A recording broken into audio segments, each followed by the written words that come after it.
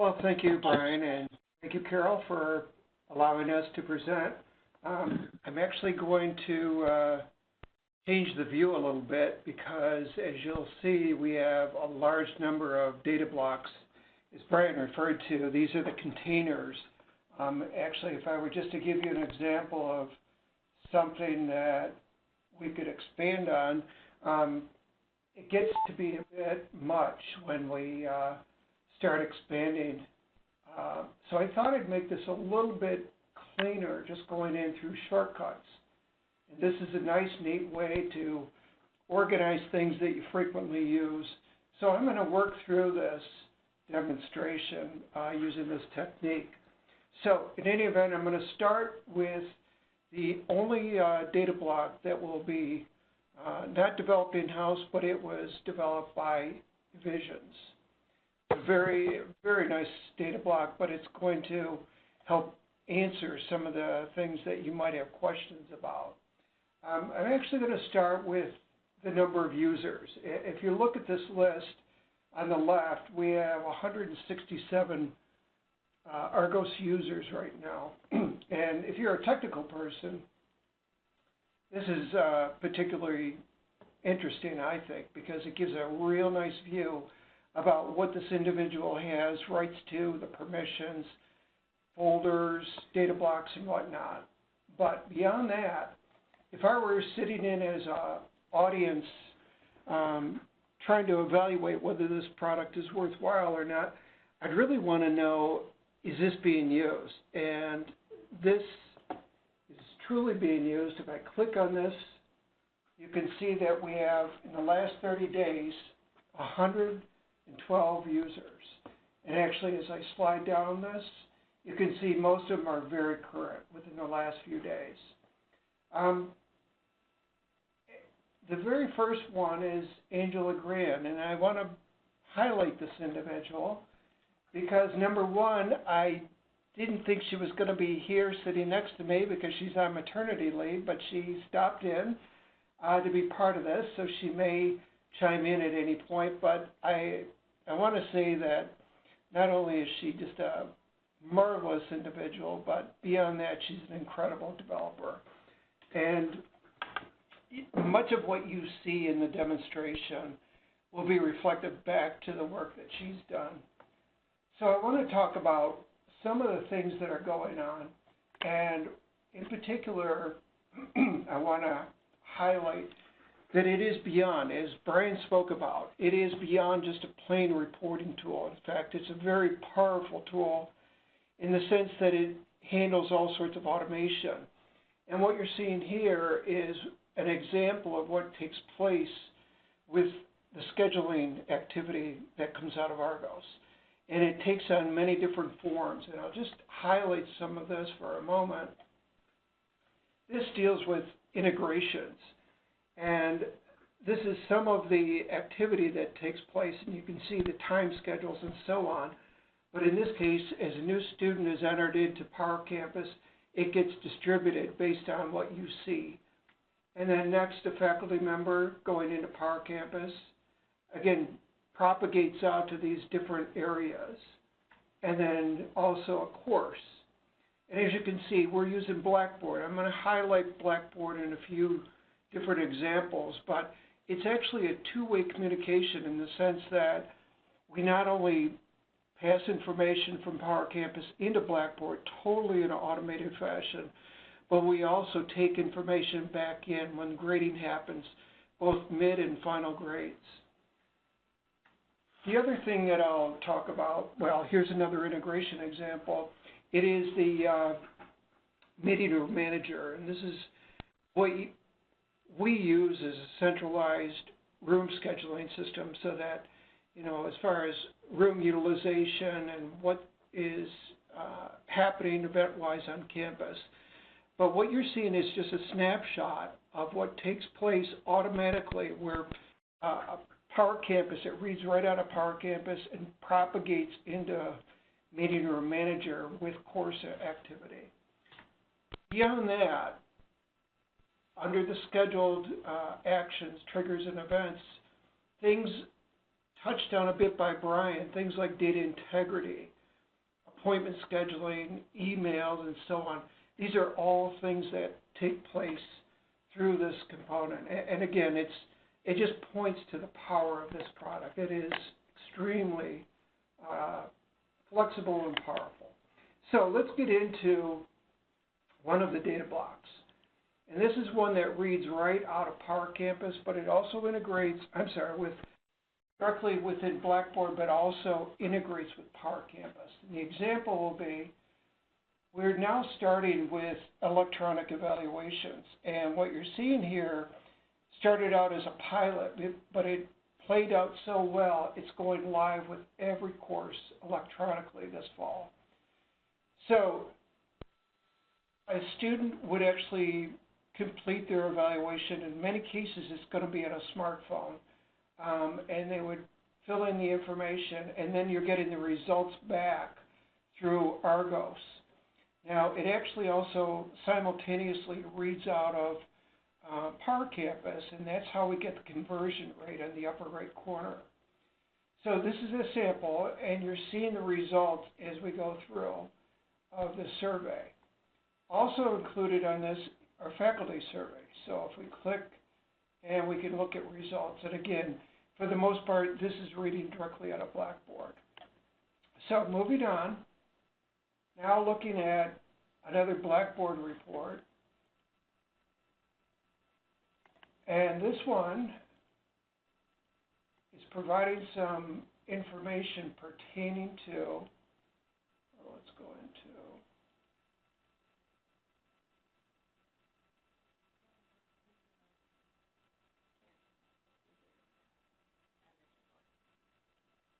so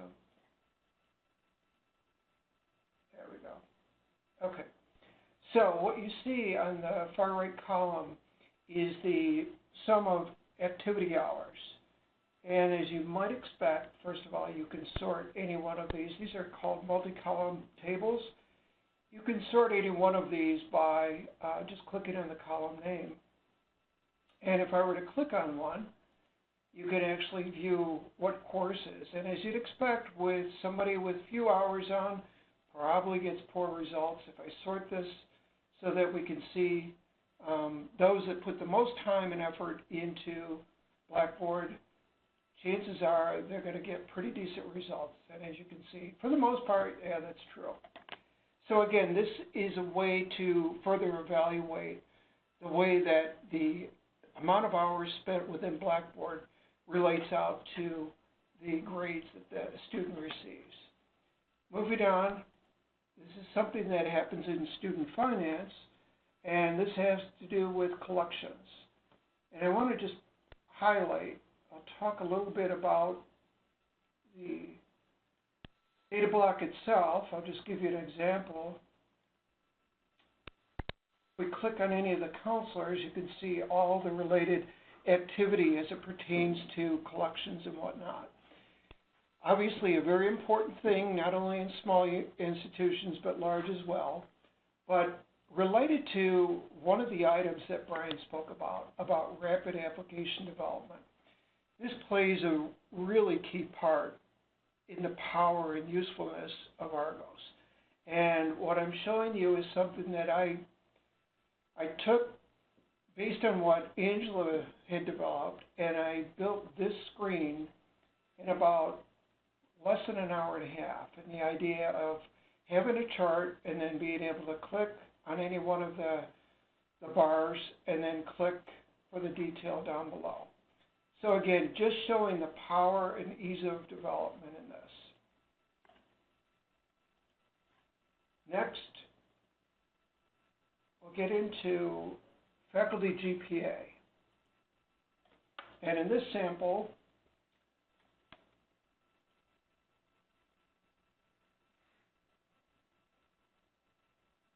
we're looking at the list by a particular semester of the average GPAs by instructor. And this helps us in the evaluation of the grading and whatnot, and we can get more detailed. As we click on some of these things, for example, we can go and view the courses taught and we can drill in and see what the grade distribution is by course, and also get more information about the course, right down to the student level. So again, all of these things are useful in the sense that it allows us to have a better understanding of what takes place with the courses, the academic performance, and so on. Next, we're going to take a look at semester schedule. And this is just a typical schedule. Again, all of this is reading right out of PowerCampus. But we can also get more detailed, and we can present this. And again, this is keying off of what Brian had mentioned, that it's a very, very powerful tool. And in this sense, this highlights the breakdown. And in this particular view, we're looking at the enrollment by numbers, and that's of particular interest to us. But I can rework this in so many different fashions. And one of the things that is one of the newer additions to Argos, and OLAP in particular, is to save a particular view. In other words, you could rearrange this in whatever fashion you want, but then if you go in at a later date, maybe you want to see what that particular view presents. And in this case, now we can look at it in this particular way so that by division level, we can look at what is the breakdown. So this is, again, a quick example of the power and usefulness.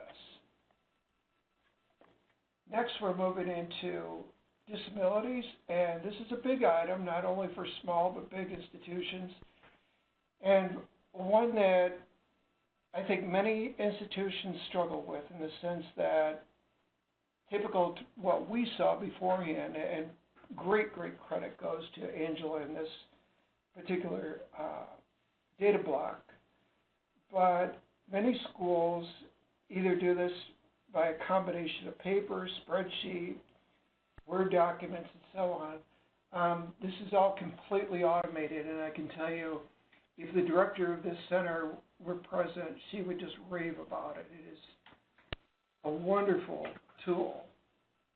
So, as we work through this, I'll let Angela chime in at any point, but it allows great control and the ability to look at information in a whole variety of fashion.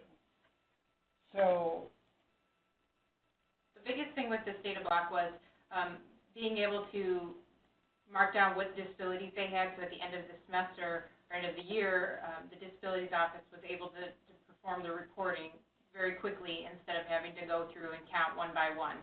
We have the semester that they were here and what accommodation they had. We also can print out their accommodation letters for their instructors, so their instructors also know what kind of accommodations they were looking for.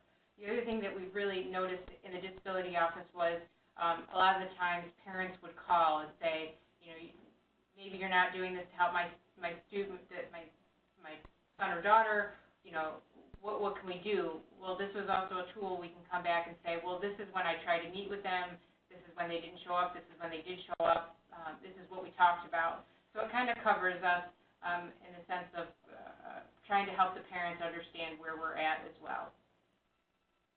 Now, what Brian really didn't touch on, and what I would probably go as far as to relabel a data block as an app. This is an example of a full-blown app. Not only are we able to do reporting and whatnot, and in this case, we could look at,